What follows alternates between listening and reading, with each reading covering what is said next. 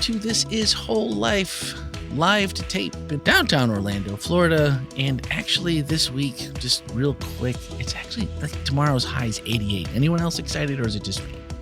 Wow.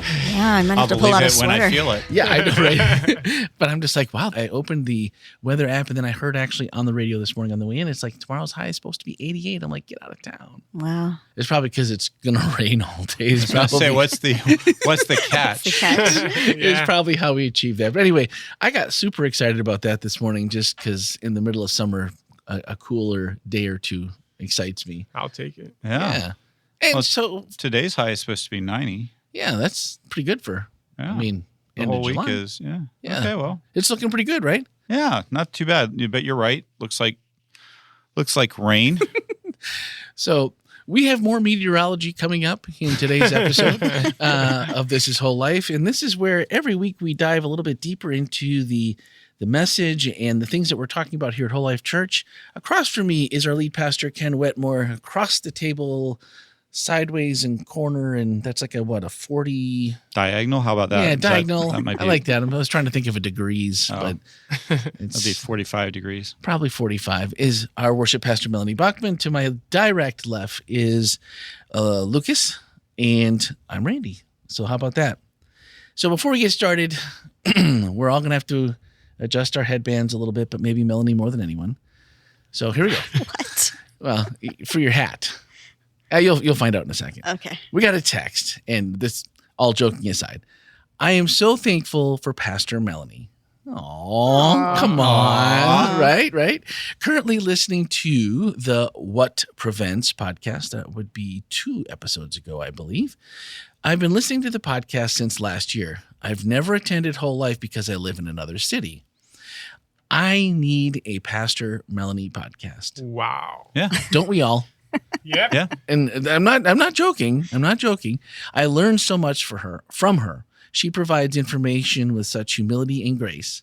As a mom of 2 young adults and 2 school-aged children, I now tell myself, be flexible and allow them to journey with God. I do not have to defend God. Another Pastor Melanie quote. Again, thank you. So there were air quotes around be flexible, and I think that was one of our takeaways from the other one. So That's so really nice. yeah. So whoever you are, it was, just anonymous over the text line, which is fine. Well, thank you, Anonymous. Yeah. I was like, well, that's certainly nice that someone is resonating with, well, be flexible. Why not? I agree. I do think we need a Pastor Melanie Yeah. podcast. Story Or maybe time with Melanie. Professor Bachman. What's up, Doc? Wow, that's a great name That for could the be show. that's a good name for the show. What's up, Doc? Yeah. There may or may not be carrots involved. I don't know. For those of you old enough to remember. So yeah. Anyway, that's been something that we should be thinking about. So Melanie, let me know. Maybe just almost like the way I heard it, or that's the homage to Paul. The rest of the story. Oh, right. You Paul know? Harvey. Yeah, it's a little Paul Harvey micro way I heard it. 5 minutes or less. Or is it, Well, no, I guess it was 10. I mean, we haven't scheduled Ken's bedtime stories. I know. Since Yeah. I feel like first we're installment, starting to so- get backlogged here. Yeah. Yeah. And then we must But have. I think a Professor Melanie podcast should take priority. We could do a poll. Wow. Priority. Yeah, let's do a poll. Should we do a poll? I think Well, we should do a poll. We could both put people to sleep.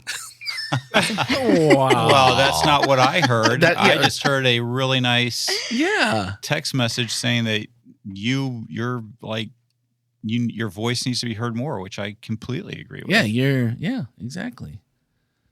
Because now we're being flexible. And that's what we're saying. Ken is saying he's being flexible by saying, I think Melanie should go first.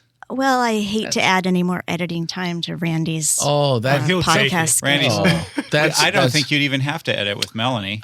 No, with Wow, Melanie we would yeah, have that's to It would right. just be cut for time and Pretty much, yeah. That's it. drop it in the ends. Yeah. Would be good. End Be cards easy. and would be good. Okay, well, let's put it on the list of things to talk about. No. Wow.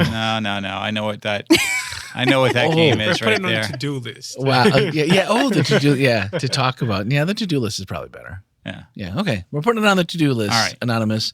And we will. I'm getting crispy under this spotlight. And we will. This is temperature. I think is It's pretty low. It's about 3,800. Yeah. And so it's not real crispy. But anyway. So as we get started in today's message, which was I did everything but write down the name of the message, which was it would have been enough, right? Would it have been enough? Yeah. Well, yeah. And I like how Ken started with like the Chosen season 5, and I feel like there's a lot of people attending right now that don't even know that a mere, what was that, 2 summers ago? Must have been. Yeah. That we did the Chosen summer. The Chosen, yeah. That was our summer series instead of the WetMore summer series. And last year's summer series, I don't even remember. Oh, wow. Thanks. That's hurtful. It was the family that plays together. Oh, right. I didn't remember either. I was like, oh, that'll just come back as you start to, work your way through it. It was like, nah, it left me stranded along the side of the road.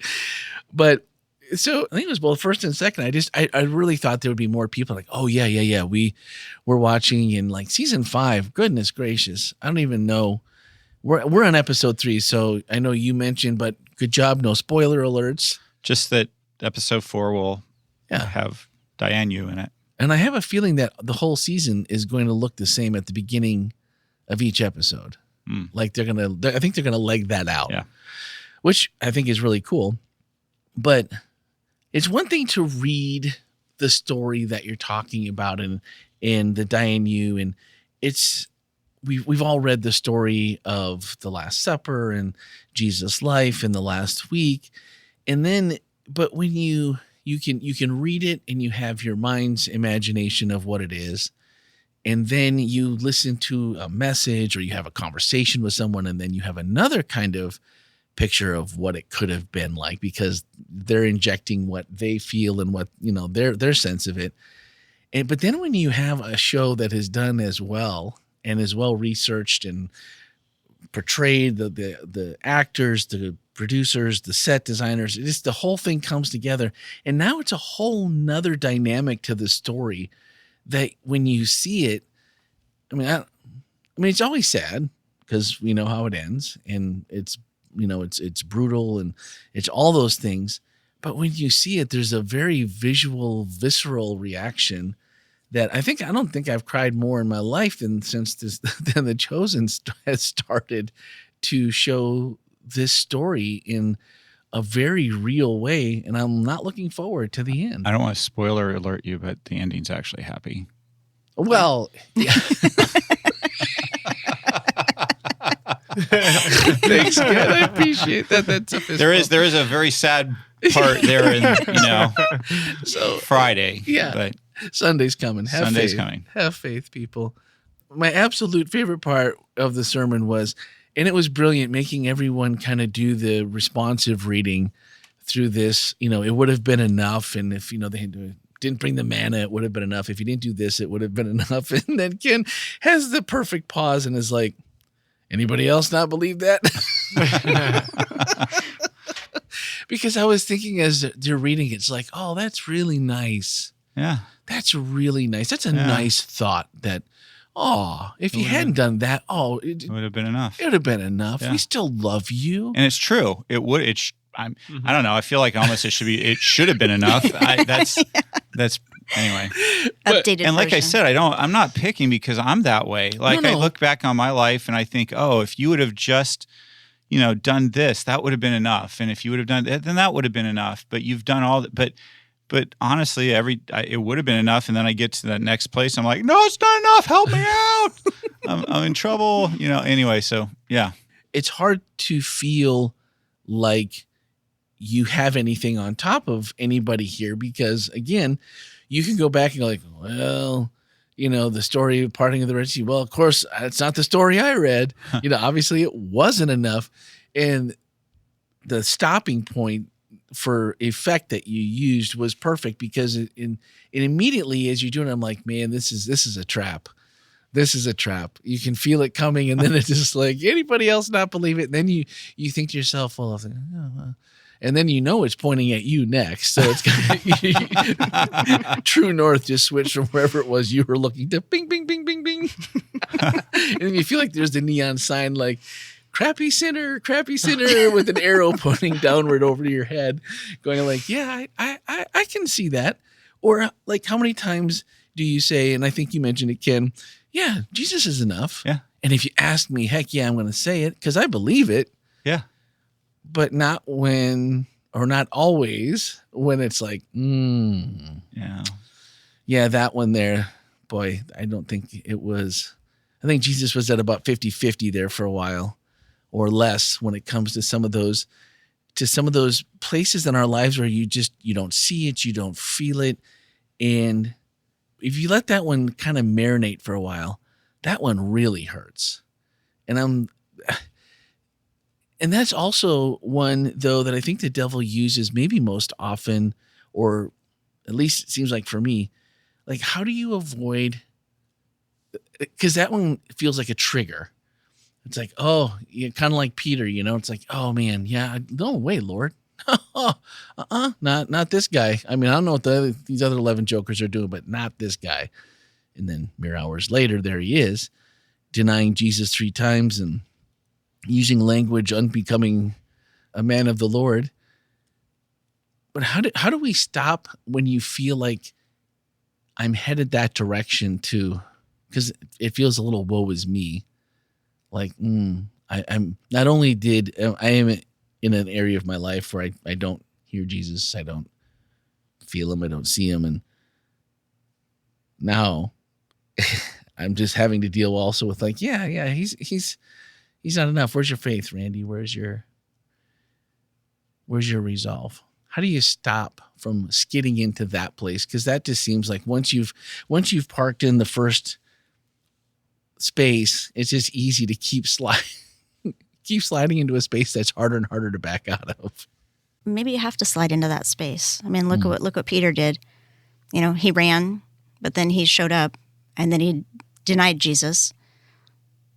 And maybe it took that denial and that rooster crowing for him to back out of that parking space and head back the other direction. I just genuinely think that we're often too hard on ourselves and others as well. For every Paul who doesn't seem to flinch in the face of adversity, there's a Peter who does. We love telling this victorious story of Peter coming back to Christ, and he's denied Christ. So out on the beach, Christ says to him 3 times, feed my sheep, feed my lambs.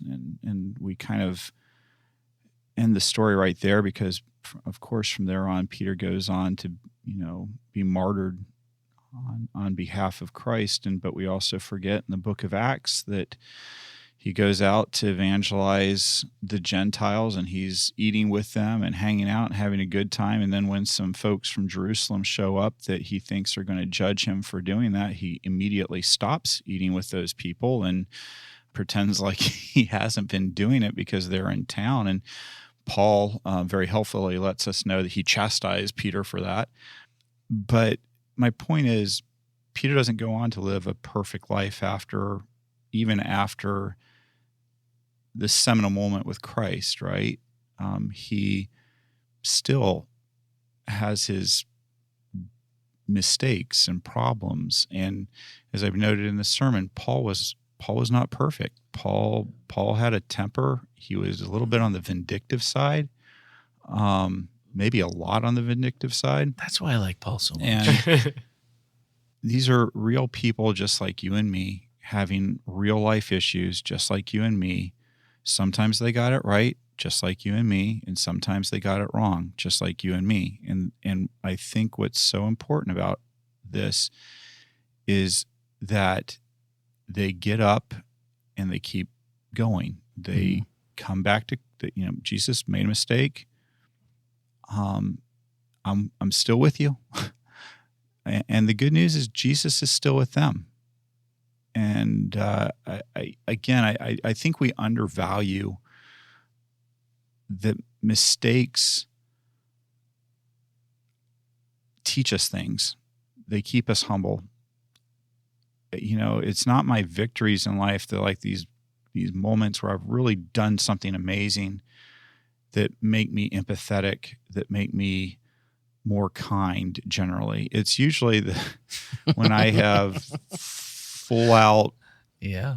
blown it and I have to ask God for forgiveness and people around me for forgiveness. And, again, this isn't some sort of like, we'll go out and make mistakes, but it is when you make a mistake, brush yourself off, stand back up. Christ loves you still. You still have a relationship with God if you choose it, and get moving again and learn from it and give that grace to others, the grace that you know you need. And that's, I think, one of the things that Paul does take away, because before his conversion, he calls himself the chief of sinners. And he actually says that. I'm not even sure if he's referring just to before his conversion. I think he says he calls himself the chief of all sinners, in need of God's grace more than anyone else. And so I think that as we recognize how much when God's goodness and grace should have been enough, and yet we fail, I think that's the opportunity to lean into giving grace to others, to lifting up instead of holding people's head under. It's troubling that in my heart, sometimes I feel very happy when I see people make mistakes, or when I am like, yeah, good, that person deserved that. That's, in fact, I'm not going to try to help them. They needed this lesson. Let them go ahead and just, let them suffer a little bit. And that's I don't think that's the spirit of Jesus. In fact, I know it's not. And so that's something that needs to grow in me, and I suspect it probably needs to grow in all of those who are listening today. Well, it seems like in that instance that it's difficult when, I don't know if you just I was just thinking, comparing Paul and Peter. I mean, Paul just seems like a glutton for punishment, but he's like nearly impervious to death. And you mentioned 5 times he got the 39 lashes, 3 times he's beaten with rods, 2 shipwrecks, and stoned, and the really bad kind where they throw rocks at you to try to kill you. Right. But you Peter, must really believe in what you're doing. But didn't Peter though too? And then it seems like Peter gets a little bit of pressure and cracks. So it's so much easier to say, well, yeah, but I mean, Paul made a mistake, but Christian history says that Paul goes on to be crucified. Crucified, right? And Peter. I'm sorry, Peter. Yeah. Did you? Christian tradition teaches that Peter went on to be crucified, and that he actually requests to be crucified upside down, and that's the tradition. So Peter does go on to be willing to do what at one point he wasn't willing to do. So seeing the growth is good. Yeah. Right. And I think, I think that's something that it took time, and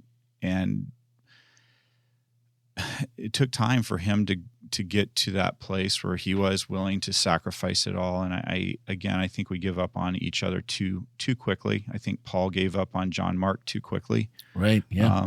Here's a young guy out on his first time away from mom and home, and gets, maybe he's got homesick. Maybe things were, maybe getting, stoned or beaten wasn't, the easiest experience for him. And he's like, I don't know. And yet later on, the closest Paul ever comes to admitting that he was wrong was that he later, in another one of his epistles, he says, John Mark's here with me, and I've found him useful. Oh. So that's the closest he gets to admitting that he was incorrect with Barnabas. Melanie, please don't release your diary. Okay, I don't want to know if I've been useful to you, or Randy guy. You can keep working on it, Randy. It's a work in progress. It's a work in progress. No, but it just seems like it's so much easier when you see someone maybe survive and not change course when something bad happens. Like, oh, well, almost like it's an excuse for the other parts, like the John Mark incident or whatever. It's like, well, yeah, he was kind of rude and mean to him, but man, he's really suffered. So, he's got a couple, those are like the get out of jail free cards that Jesus gives us for being that we're allowed to be bad because we've done all this other stuff. And it seems just easier to think of that person as, man, they're just, not perfect, but they really got a lot of good stuff together. And someone else who's in a different part of their journey, like maybe like Peter before, just like, yeah, I'm not going to deny you, Lord. I will die for you. And then, again, just hours later. But how do we extend grace? It's hard enough to extend grace to ourselves when it's like, when Melanie's like, well, maybe you need to pull into that parking spot. That one really hurts because I don't want to slide over I don't want to be in the first parking spot. I don't want to, and I definitely don't want to be sliding downhill or what seemingly feels backwards. But also it's so easy to see like where you're headed. And it's like, well, can I just, and I know the answer is no, but I don't like the answer. So I was hoping someone had a better idea. Like you want to be perfect. No, Don't we all? Well, I mean, to a certain extent, I'll admit, sure, absolutely. But I would like it maybe to not, maybe not to be as a steep as a decline sometimes as I feel like it is for me when it's like, and it seems like it's always after you've had like a really good run for a while. And then it's like, oh man, what was I thinking? That was dumb. Well, we kind of assume that this whole process is a linear journey, and it's really not. There are detours, there are clover leaves, there's sitting on the side of the road with, car trouble. If we're going to just stretch the metaphor a little bit more, but I think we need to be okay with the journey and recognize that the journey is the process. It's not about arriving at the right place and being perfect. It's about the process of the relationship and the experiences that gradually change who you are. And messaging that, though, maybe that's something that we can, because I feel like we don't often say it loud enough for people maybe that are new to their journey. And we've all been there, maybe you're back to God from being gone, or you're just learning and you're baptized. I love watching people get baptized and they're excited and you're like, I remember feeling like that newness, that I can do anything and life's going to be better. And it is going to be better. If that's something that, you've put your heart into in following Jesus, it is going to be better. Doesn't mean it's going to be easy, right? But like holding on and then just saying, man, it's okay. And it's hard because we don't often share enough. Maybe that's the problem. Maybe it's just because we don't share those downsides enough. Or we share them later people after they've been sanitized and we have extracted the meaning from them, exactly what we've learned and how we've grown. And then that becomes what gets canonized in our story of our lives. That's it. Paul, the meteorologist, predicts the storm. He's ignored. The result is a 2-week storm that winds up in his second shipwreck. And of course, Paul's right for the second time also about the survival rate of all on board. And Ken said, but here's the secret. Jesus is enough. He's not enough for you not to make mistakes. He's enough for your mistakes. Well, so hold on a second. Let me interrupt you because I was curious about that, Ken, because you didn't say that in rehearsal. The part where Jesus is not enough for you not to make mistakes. What did you mean? Because I think that's a really interesting, fascinating theological exploration. Is Jesus enough for us not to make mistakes, or is Jesus not enough for us not to make mistakes? Yeah, so I definitely think that could probably be its own sermon series because I do believe Jesus, so it's nuanced. I do believe Jesus is enough for us to not make mistakes at whatever point he wants to perform that miracle. That said, I haven't met anybody yet, and I don't see anybody in the Bible who, well, maybe with the exception of Daniel, that nothing's recorded about him, but I don't see anybody else who lives these perfect lives, who doesn't make mistakes.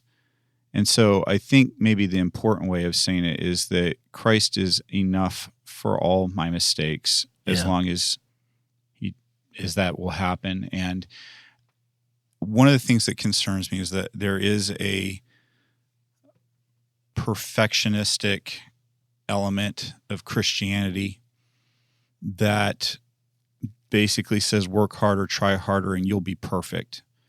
And people get so focused in on their behavior and how they are acting that they lose sight of the relationship with Christ. They start thinking that their mistakes are impediments to a relationship with Christ. And so, and that does a lot of spiritual damage. It does damage to them. It does damage to the people that they come around and they treat harshly.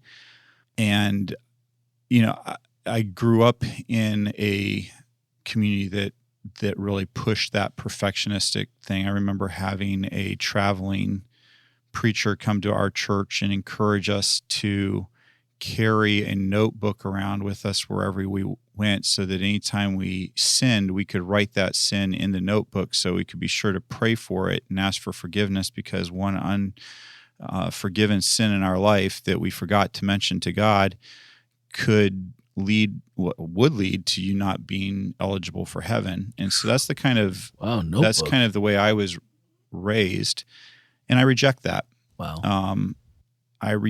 I don't reject that we need Christ's forgiveness, but what I do reject is this notion that we even have a concept of all the ways we sin.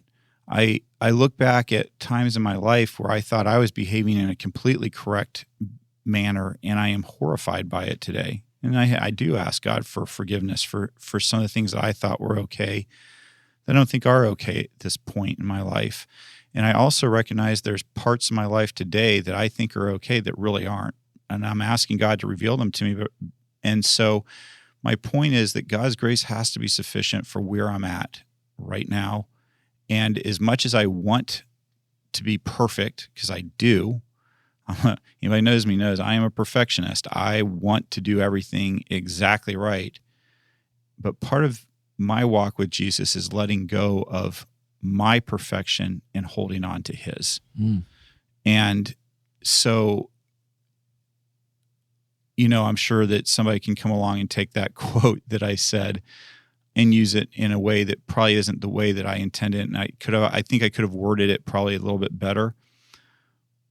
But my point is really that Christ's sacrifice was about a relationship with him. It wasn't simply a behavior that Christ came to deal with. And you think about in your own relationships, whether it's with close friends or a spouse or children, if all you ever focus in on is behaving a certain way around them, those relationships are not enjoyable.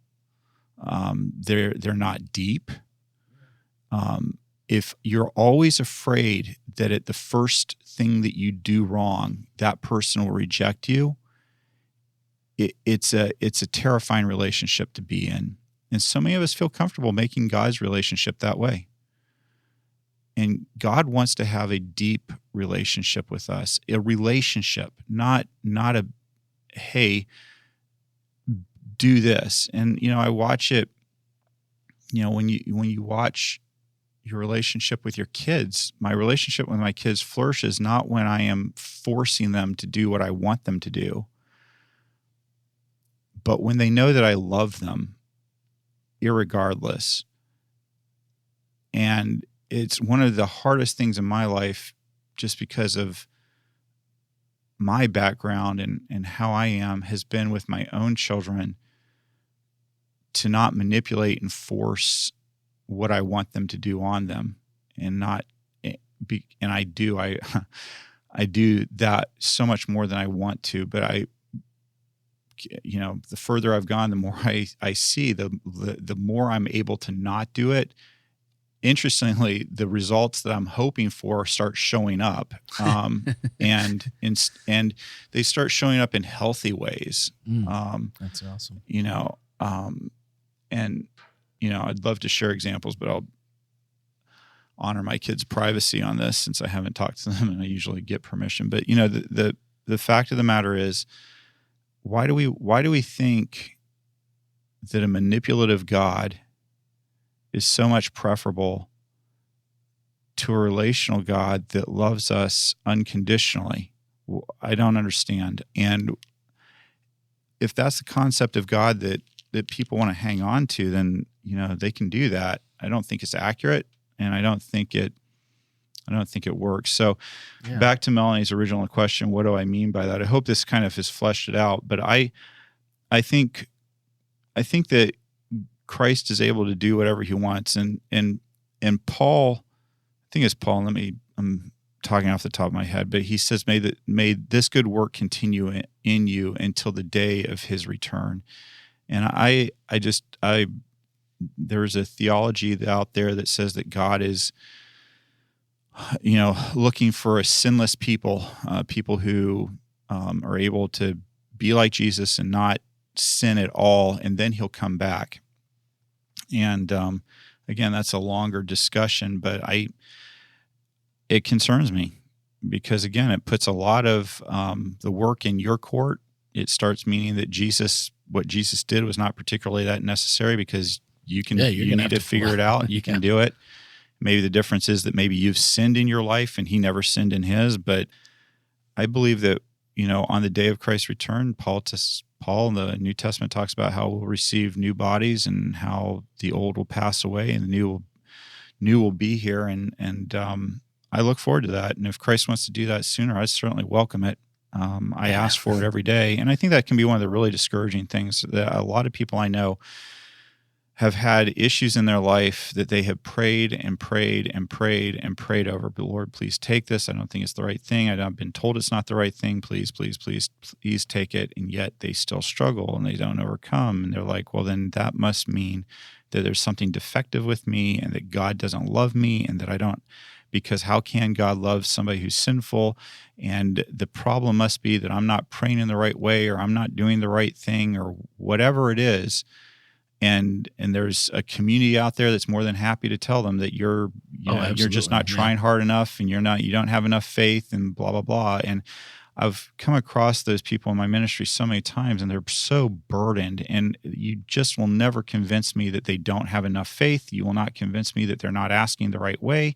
You'll not convince me of that because I've worked with them and I've watched them agonize and be in distress to the point of being suicidal. They're so, and how disgusting that we would think that God would be happier with somebody taking their own life. That's twisted. Yeah. Come on. So let's go ahead and have some grace and believe people when they say they're doing the best they can, and trust that in God's time and God's way, God will do what God needs to do in each life. And again, there's aspects of my life where I am utterly convinced that I am not doing what God wants me to do. And I turn it over to him and I turn it over to him. But I just trust, like Paul, that his grace is sufficient for a flawed human being like me. And that can be tough because if you admit that, which you just did, there'll be people that are like, oh, that's a cop-out. That's just like, well, grace covers me.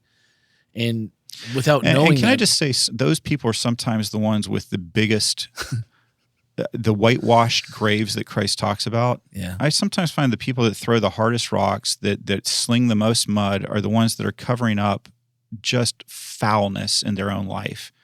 And in fact, I've gotten to the point when I encounter those people, I just tell them, I'm like, you know what? I wonder what hurt they're really dealing with that causes them to have to behave this way towards me. I wonder what ugliness, and I'm not going to spend a lot of time wondering about it, but I just tell myself, you know what? This probably isn't about you. This is about something that's going on in their life.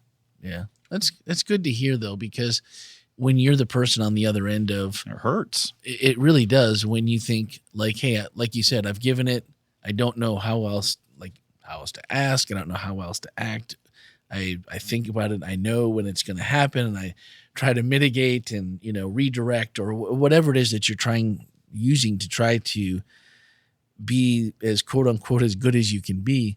And then when it's like, but I also can't live my life thinking that, God's just waiting to put me under the thumb and like, well, there's time 497. We hit 500. It's over. I also can't live that way, because that's not there's no love. There's no relationship in that. And I think that the paradox here is that when you are loved unequivocally and you recognize that, things start to change on their own.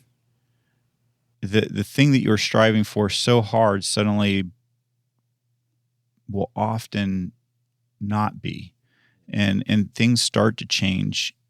But when all you're focused in on is on that laser focus on that one thing, sometimes it becomes very difficult. So I think that the Holy Spirit has a way of working on our lives.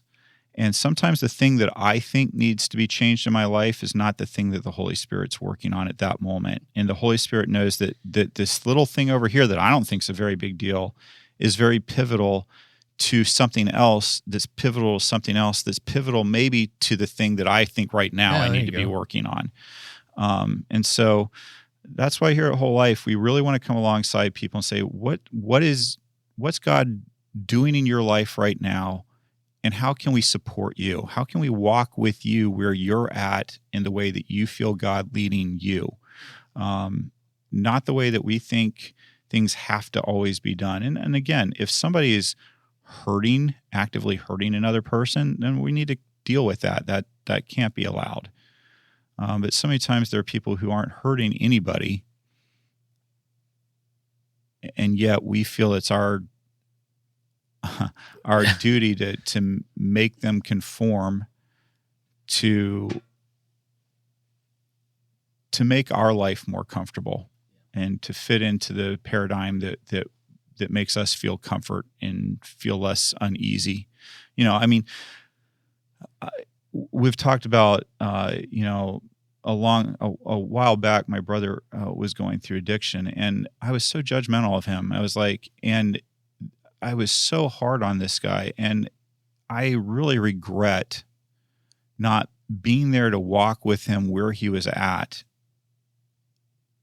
instead of wanting. And I don't believe drug addiction is a good thing. I think there's a lot of things that will hurt other people, and yet maybe if I'd been more open to listening to what the Holy Spirit said versus what made me and my life uncomfortable in what was going on with my brother, maybe I would have been more helpful to my brother. Maybe it would have been a better situation for him had he done that, had I done what accepting him and loving him and caring, not saying, oh, it's okay to do that, whatever, but saying, hey, I see you're trying here. Let me walk with you in it. Let me be that support for you. Let me show you unconditional love. Let me assure you that as messed up as things are, it doesn't change the fact that I love you and I care about you and that you matter to me.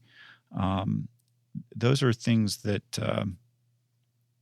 really matter, and I believe are the most helpful. And it's what I see Jesus doing when, his harsh words seem to be left for the people who don't think they've got any problems. That they feel like it's everybody else, that their job is to correct everybody else. It seems like that's where Christ generally tends to get pretty harsh with people. And in fact, for me, the ultimate story that Christ tells is the tax collector and the priests that go into the temple. And, the priest's like, I even tithe the smallest amount of herbs in my garden. And I'm glad, thank you, Lord, that you didn't make me like that tax collector over there. And then the tax collector comes in, Jesus says he kind of falls on the ground and, just pounds his chest and says, have mercy on me, a sinner. And Jesus said, one of these men walked out justified. The other didn't. And the one that walked out was the tax collector. So, I don't know, something to think about. A few weeks ago, I went bowling with some friends while I was in Portland. And one of my friends, when it came to be his turn, he pushed the button and the bumpers came up on both sides, and we were all giving him the hardest time. Like, are you kidding me? Those are supposed to be for kids. What are you doing? And he said, well, I'm just making sure that the ball keeps going in the right direction. And but kind of makes me think, if using that as a metaphor, I think we often think of our mistakes as gutter balls. But what if our mistakes are just bumping against the rails, but we're still headed in the right direction? In the right direction, yeah. And I think there are two ways to look at it. There's a guilt that leads to life, and there's a guilt that leads to death. The guilt that leads to death is the shame and the I can't do it and I'm never going to make it, and it's I look at me, what a worm I am. And then there's the guilt that says, ooh, boy, I don't like that about myself. I'm gonna surrender that and let God work on it. And I think it's important to acknowledge the things in our lives that we don't want to exist. Nobody wants to say they're racist. There was a guy who committed mass murder at a salon a few years ago, and somebody had said something about, this was a hate crime, and he got so upset, and he said, yeah, I killed all those people, but don't you dare call me a racist. Was basically the way that he put it, because nobody wants to be called a racist. But the truth is, the only way you can weed out any strain of racism that might be lurking in you is if you confront it and you acknowledge that it's there. So I think that there's two ways to look at our mistakes. If you tend to look at your mistakes as just total failures and that's it, and you've got to either pull it together or you've got to hide it, that's one way. Yeah. Or you can say, wow, I really don't like this about myself. I'm going to bring this to light. I'm going to think about it, and I'm going to talk to God about it, and then I'm going to continue on because I've bumped against the rails, and now we're going to keep going. But even in the Old Testament, when you look at the offerings and sacrifices that were made, there was a specific one. And if you think about all of these being represented by Jesus, all the sacrifices in the Old Testament being representative of Jesus. Wow, Randy. I know. I'm contagious this morning. Tongue tiedness. There was a specific offering that was for the sins you don't know you commit. Okay. Which to me says, all right, I don't know. I mean, the guy that came in and told you need to write down all of your sins. I used to do that when I was a kid because I was going to make sure when it came time there was not going to be one unconfessed sin. But my hands used to cramp. That's why I stopped. Randy's diary has multiple chapters. But I guess there's a sense of that in when if you think about Jesus as the sacrifice, including the sacrifice for the sins you don't even know you're committing, then that should be a huge sigh of relief, because that means we're not going to end up in the gutter. We're just going to bump the rails. Yeah.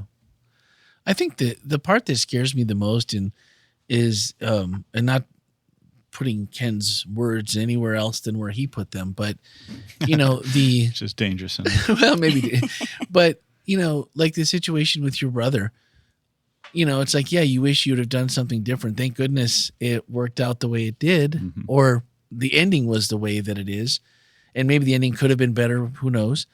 But like seeing you guys at the baseball game was, I don't know, I enjoyed the heck out of it because the smiles, the laughter, and just seeing you guys together was really cool. It's because I don't know your brother almost at all, other than just a handshake and an introduction mainly. But just to watch you guys interact throughout the game, and you go, man, so like the sins that you don't know, the sins that you do know, and it makes you feel a little helpless on one hand, but also thank goodness that Jesus is working in the background through all of this because you can just immediately see where everything would just be so far off the rails. And maybe the best part of the message was the secret is a good meal. Can I get a hallelujah and an amen? Because it's really true. No matter who you're with or who you might be sitting down with, even if it's someone that you're buying a meal that may be homeless, that comes up and says, "Hey, I'm hungry. I need something." And wow, let's go grab a bite to eat. And I've had some pretty cool conversations with people that are so unique and have lived a different journey than most of us. And you find a whole nother world that's out there. And it's just it's a good, not just a good feeling because you're doing something good. It's just a good feeling to connect. And it's no matter who you eat with. So find that new restaurant that you've been wanting to go to and find someone else willing to go there with you. That's the best part of, one of the best parts about being friends with Lucas is he's always looking for the next place to eat. And so It's a good thing to be reminded of. yes, I'm appreciative very, very much. And then just the way everything kind of finished off with communion, I liked the reading that you did, Melanie. I thought that was just a nice way to transition and then bring communion just to pull it all together. So that was, man, if you didn't get a chance to check out the message and that as a whole, it really was just the way it made you kind of wrap it all up and bring it together at the end was just very spiritually satisfying. That it just felt like I came, I listened, I learned, and I have things to think about, to leave and contemplate. And I always love it when that's the ending for it. So we didn't have any questions, right, this week. And it was just the one text message, which was very good and has us thinking new podcasts. Beep, beep, beep, beep, beep, beep, beep, beep. Is it out there? That was supposed to be, never mind. That was sounded a little bit like the Twilight Zone. Yeah, no, Just a little bit. It's not there this morning. The tongue isn't doing things it's supposed to. And so I have no pitch. So forget that. All right. What do we got next? This is one more. Yes. One The more. last And what do we days. finish on? Where are we going? Prophetic water. Water is prophetic? I'm going to talk about how water is used in prophecy. Oh, Ooh, okay. Cool. awesome. Well, you don't want to miss that. Probably focusing in on the book of Revelation a little bit. Ooh. See, I felt a little revelation early. I think that's why it came out. So up here, everything's working, or it just we can't get it out. That's the problem. So sorry, Melanie, for giving it to you. It's like a yawn across the table. Pretty soon you can't talk straight. That's just the problem. Anyway, that's going to do it for this week. Oh, sorry. One last thing. For those of you who have been emailing me about the Slack, I'm working on it, and we will get a solution fixed. And as soon as it is, it'll be in the show notes. Hopefully, it'll be there before this actually drops on Wednesday. So, guys, thank you for being patient. Can we do one more? Oh, do one it. more announcement? What? Freud. I wanted to talk about right, that. yeah. Freud is we're having church as per normal this Sabbath, but Sabbath afternoon, 5:00. Freud will be getting ordained at the worship center. This is, if you're not familiar with this is something that happens once you've been in pastoral ministry for a certain period of time and met certain criteria. And it's basically an acknowledgement that God has called you to ministry. It's not that you weren't called before. It's just simply the community coming together and say, hey, we see God working in you, and we want to acknowledge what God has been doing and is going to be continuing, and we want to set you aside for that ministry and just recognize that. And so that will be happening at 5:00 this Saturday, and I think it's going to be special, and I'm sure it'd be special to Freud to share it with those of you who would like to be there and celebrate this milestone in his career and in his spiritual journey. Followed by a reception, which you're also not going to want to miss. It'll be special. Yeah. Oh, that's true. There's Free puppies? I would not want to reveal what's going to happen, Yeah. but Oh. there might have been a clue in there. I'm thinking, but free puppies, isn't it? No. It is not it. All right, it's not free puppies, guys. Don't travel a great distance just for free puppies because you'll be disappointed. We could talk to Carla. See if, well, that's true. We she do have brings- there are some puppies around. Yeah, They're probably already Rory spoken is a for. proud dad of several right. new puppies. We should put How many puppies? Several. I don't Okay. there was remember how a- many. I There were thought a you lot. said 7. I thought there were 5. Oh. Maybe. I don't I'm not remember. sure. I didn't count. There was just a lot. I just know that one of the people in my Sabbath morning Bible study group was very excited because he's waiting for in one. line Oh, to receive one of those puppies. Yeah, I think those puppies aren't. It's not Tim, is it? I cannot reveal. I feel like he's been conspiring cannot behind my reveal back here about puppies. I can't reveal anything. So, Well, come on. We need another mascot here. We could, yeah. come in. You could bring him, her, whatever. Yeah. We're we never turn puppies away at the podcast. This is true. So we're 6. 6. Wow. Look at all those tiny tails. That's crazy. Don't look. If you look, you want. See, if you just ignore. You should put that. Can you put that picture in the show notes? Yeah.